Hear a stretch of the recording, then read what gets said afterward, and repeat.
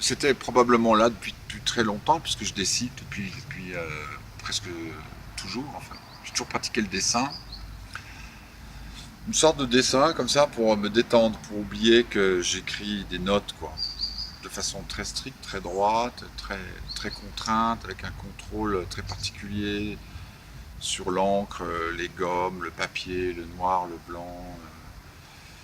Et j'écris de façon, oui, c'est ça, oui, très resserrée, j'ai besoin de ça. Et puis pour retrouver un geste, peut-être, j'ai, entre guillemets, quoi, inventé ces dessins très souples qui réutilisent le matériel de la musique, en fait, mais qui le décontextualisent, qui déparamétrisent, en fait, toutes les indications symboliques. Et je les construis comme, quelquefois, de façon très systématique, mais c'est toujours très souple. Et puis de façon quelquefois, quand je dis systématique, ça fait des carrés comme ça, ou alors ça fait comme des lianes, ça part. C'est comme un doux rêve. Et en fait, je les appelle mes pensoirs, parce que quand je dessine ça, je pense à la musique. Je, je savais qu'ils allaient être transformés, qu'ils allaient être agrandis, qu'ils allaient passer d'une échelle de page à une échelle de scène, et qui surtout est inversé aussi puisque pour projeter on est obligé d'inverser le noir et le blanc. Et je savais que je les faisais entrer dans une boîte mystérieuse, quoi.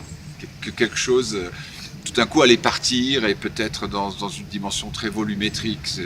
Alors moi j'avais toujours essayé de dessiner un peu par derrière. Les dessins sont faits dans tous les sens, par exemple. Je tourne la page, il n'y a pas de sens vraiment. Et là, il y a quelque chose qui est entré dans un volume, c'est entré dans l'air vraiment. Mais en fait, moi, j'ai toujours voulu faire quelque chose comme ça, quelque chose qui aille dans cette dimension-là. Parce que quand je compose de la musique, je travaille avec cette profondeur de champ-là. Un orchestre symphonique, c'est quelque chose qui va loin, quoi. Enfin, c'est profond, quoi. Mais le dessin, on peut suggérer, évidemment, la perspective. Hein. Mais moi, je ne suis pas dessinateur, en fait. Hein. Mais j'avais envie que ces lignes partent comme ça, dans une troisième dimension, voire une quatrième, une cinquième. Je voulais qu'ils soient vus de face, puis de derrière, sur les côtés, en haut, en bas. Enfin, donc c'est une représentation mentale. Très passionnant. Enfin, quand je pense avec les notes et quand je pense avec les dessins, je fais la même chose, sauf que j'ai pas le même matériel. Quand je dis ben, on va projeter ça sur un écran pour que le dessin il sorte différent d'un côté ou de l'autre, ben, au fond c'est presque un procédé d'orchestration. C'est comme un accord sur lequel je mets certains instruments, puis après je reprends le même accord et j'en prends des instruments extrêmement différents. Les hauteurs sont les mêmes, mais en même temps la couleur n'est pas la même, donc c'est des processus de filtre. Et alors l'intérêt de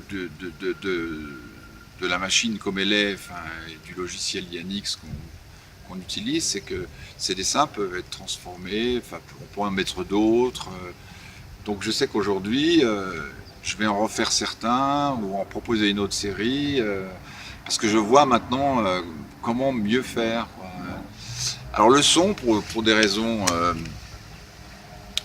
en fait presque biographiques, tout de suite l'idée du vent m'est venue. Enfin, déjà le vent c'est une vieille histoire chez moi.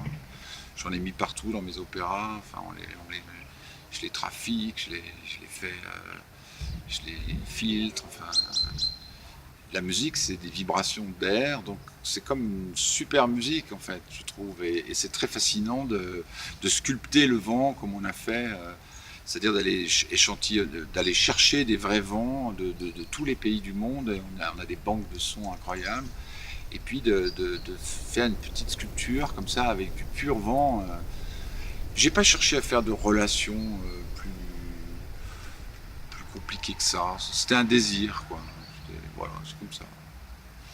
Voilà, on l'a fait, on a réalisé ce rêve. Seul, je ne serais jamais arrivé. C'est-à-dire, sans Thierry Cauduis et Guillaume Jacquemin, je ne pourrais pas monter ça. Mais maintenant, on est dans je dirais, une souplesse de travail et de pensée qui laisse augurer un champ. Depuis quelques jours, là, j'ai la tête qui tourne d'idées très folles et et très différente aussi. Je pense que c'est quelque chose qui peut se développer sur une dimension qu'on peut encore pas imaginer là. Donc on verra, on verra.